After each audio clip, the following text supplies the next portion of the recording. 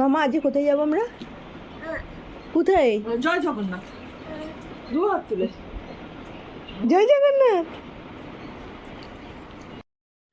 অনেক দিন ধরে ইচ্ছা করছিল জগন্নাথ ধাম পুরীতে যাওয়ার, কিন্তু কিছুতেই হয়ে উঠছিল না। তাই এবারে একটা 3 দিনের লং ছুটি পাওয়াতে সবাই মিলে তৎকালের টিকিট কেটে চললাম আমরা পুরীতে। 2 দিন আগেই আমাদের পুরী যাওয়ার প্ল্যানটা হয়েছে। সেই মতন তৎকালে টিকিট পাওয়ার পর আমরা সবাই জামা কাপড় গোছাতে শুরু করে দিয়েছি, কারণ আজকের রাতেই পুরী এক্সপ্রেসে আমরা পুরীতে যাচ্ছি। নিয়ে নেবো? আচ্ছা ঠিক আছে, নিয়ে নিচ্ছি। হ্যাঁ, জল হবে? জল হবে। আচ্ছা ঠিক আছে, নিয়ে নিয়েছি। ওকে। আমি যেখানেই ঘুরতে যাই না কেন মাম্পুর জন্য এই রাইস কুকারটা সবসময় ক্যারি করি, কারণ কোথায় জল ফোটাতে পারবো বা কোথায় মাম্পুর খাবার করতে পারবো, সেই জন্য আমি রাইস কুকারটা সবসময় ক্যারি করে থাকি। মা এদিকে জামা কাপড় গোছাচ্ছে, আর পেছনে দাঁড়িয়ে দাঁড়িয়ে মাম্পুকে দেখো, সে লাঠি নিয়ে খেলা করে যাচ্ছে। আমি ওকে জিজ্ঞেস করছি, লাঠি নিয়ে কি করবি? সে আবার আমাকে দেখাচ্ছে সবাইকে পেটাবে।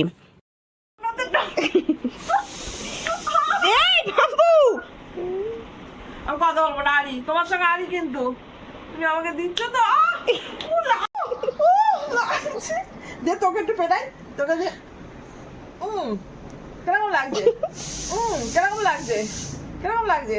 হ্যাঁ, এটা না, এটা লাগছে। কোমরটা টিপে দাও, কোমরটা টিপে দাও, একটু কোমরটা টিপে দাও। ভালো করে টিপে দাও, ভালো করে টিপে দাও। মা ওকে লাঠিটা দেয়নি বলে তার এখন রাগ হয়ে গেছে, সেই জন্য সে নড়তে নড়তে চললেন বারান্দাতে। তার রাগ হলেই অন্যদিকে গিয়ে দাঁড়িয়ে থাকে। বাচ্চাদেরকে নিয়ে ট্রাভেল করলে কিছু খাবার ঘর থেকে রেডি করে নিয়ে যেতে হয়, যাতে ওখানে ইনস্ট্যান্টলি কিছু খাবার বানানো যায়। সেই জন্যই আমি সুজিটাকে ঘি দিয়ে ভেজে নিয়ে যাচ্ছি, আর হোমমেড স্যারেলাক্সও রেডি করে নিয়েছি। আমরা বিকেলে সবাই মিলে বসে চা খাচ্ছি, আর আদিত্য গান চালিয়ে দিয়েছে বলে মাম্পু নিজের মতন নিচে যাচ্ছে। মাম্পুর সামনে একটু গান চালিয়ে দাও, ও গান শুনলেই নিজের তালে নিজের মতন নাচতে শুরু করে। কোথা থেকে স্টেপগুলো শিখেছে জানি না, কিন্তু দেখি ভালোই নাচে। নাচের প্রতি ওর একটা ন্যাক আছে দেখতে পাই। এখন বাজে সন্ধ্যে 6:30, আর আমার পুরো প্যাকিং কমপ্লিট হয়ে গেছে। আমি জাস্ট ব্যাগটা আটকাচ্ছি, আর সেইটা আটকাতে এখন আমাকে সাহায্য করছে মাম্পু। ওকে বলেছি ব্যাগটা চেপে ধর, ও ঠিক সেইভাবে চেপে ধরে আছে।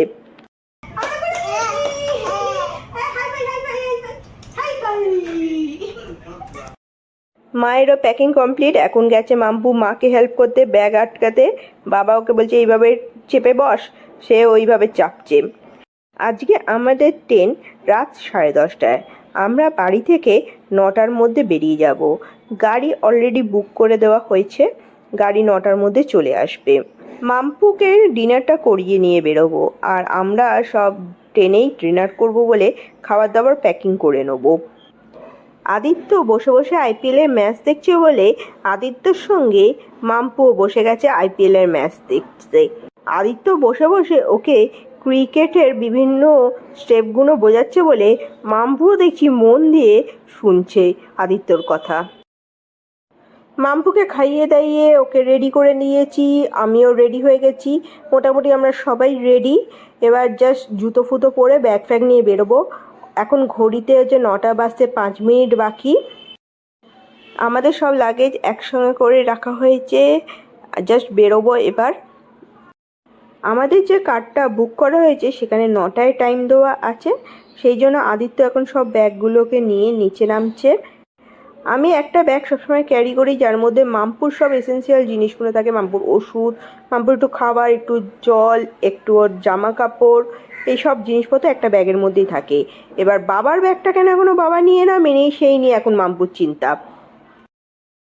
আমরা নিচে নেমে গেছি, আমাদের সব ব্যাগ ফ্যাগ একসঙ্গে রাখা হয়েছে। এবার জাস্ট গাড়িটা আসার অপেক্ষা।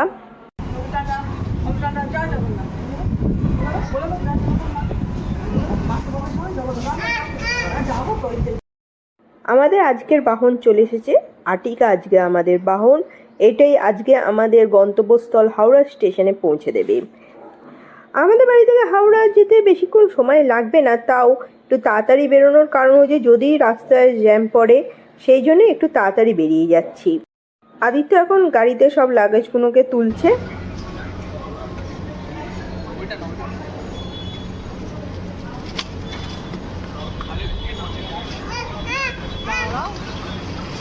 মামপুর ব্যাগ ওপরে রাখবি, নালে হাতে নিয়ে কাউকে বসবি। মামপুর ব্যাগ দিবি না ওখানে। আদিত্যর ব্যাগ রেখে দে। এইটা কি করছে না যাবে কোথায় যাবে কোথায় এইটা কি কাঁধে থাকবে তোর ব্যাগ আর আদিত্যর ব্যাগ রেখে দে, মামপুর ওই ব্যাগটা হচ্ছে হাতে নিয়ে বসবি। হ্যাঁ, আমাদের সব লাগেজগুলো গাড়িতে গোছানো হয়ে গেছে, এবার জাস্ট বেরোবো। মনের মধ্যে একটা আলাদা রকমের এক্সাইটমেন্ট কাজ করছে, কারণ অনেক দিন হয়ে গেছে ঘুরতে যাইনি। অনেক দিন পর আমরা পুরীতে যাচ্ছি, প্রায় 2 বছর পর পুরীতে যাওয়া হচ্ছে। জয় জগন্নাথ বলে আমরা রওনা দিলাম এখন হাওড়া স্টেশনের দিকে। আমাদের পুরী যাত্রা শুরু হলো। আমরা হাওড়ায় আসার পথে কোনো রকমই জ্যাম পাইনি। আমরা এখন আছি হাওড়া ব্রিজের ওপর, আর কিছুক্ষণের অপেক্ষা, আমরা কিছুক্ষণের মধ্যে স্টেশন চত্বরে পৌঁছে যাব। হাওড়া ব্রিজের ওপর দেখলাম কিছু পথযাত্রী, তারা বাঁক কাঁধে নিয়ে যাচ্ছে মনে হয় শিব ঠাকুরের মাথায় জল ঢালতে, কারণ কালকে তো নীল ষষ্ঠী। আমরা হাওড়া স্টেশনে পৌঁছে গেছি। আমরা যাব নিউ প্ল্যাটফর্মে। আজকে আমাদের ট্রেন নিউ প্ল্যাটফর্ম থেকে আছে। আমরা নিউ প্ল্যাটফর্মে পৌঁছে গেছি, আমাদের লাগেজ সব নামানো হচ্ছে। আমরা এখন চললাম স্টেশনের ভেতরের দিকে ঢোকার জন্য। এখন গিয়ে প্ল্যাটফর্ম খুঁজতে হবে, কোন প্ল্যাটফর্মে ট্রেন দেবে সেটা আগে দেখতে হবে। হাওড়া স্টেশনে আসলে বোঝা যায় না যে এখন রাত 9:30 অলরেডি বেজে গেছে। তাও এই স্টেশনে দেখো লোকে ভিড় যেন উপচে পড়ছে। সকাল হোক বিকেল বা রাত, সব সময় এই স্টেশনে ভিড় ভর্তি। আমাদের ট্রেনটা দেওয়া হবে 22 নম্বর প্ল্যাটফর্মে, তাই আমরা 22 নম্বর প্ল্যাটফর্মে চলে এসেছি। মামপুর তো মনে হয় ঘুম পেয়ে গেছে, তাই একবার আমার কোলে আসছে, একবার যাচ্ছে বাবার কোলে। ওর ভালো লাগছে না, এবার ও ঘুমোবে। মাম্পু আগে ট্রেন জার্নি করলেও এই ফার্স্ট টাইম নাইট জার্নি করছে। আমাদের ট্রেন প্ল্যাটফর্মে দিয়ে দিয়েছে, আমরা সবাই ট্রেনে উঠে পড়েছি। এখন আদিত্যর ভাই লাগেজগুলো ঠিকঠাক করে রাখছে।